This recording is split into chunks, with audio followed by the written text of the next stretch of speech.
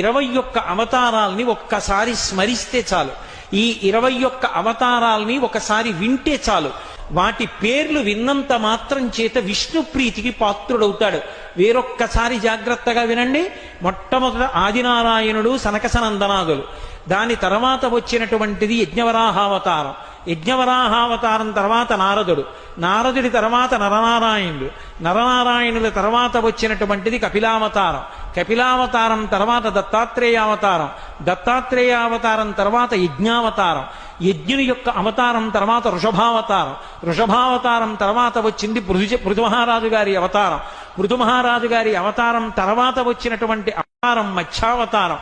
తర్వాత కూర్మావతారం. తర్వాత ధన్వంతరి. తర్వాత మోహిని. తర్వాత నరసింహుడు. తర్వాత వామనమూర్తి. తర్వాత పరశురాముడు. తర్వాత రాముడు.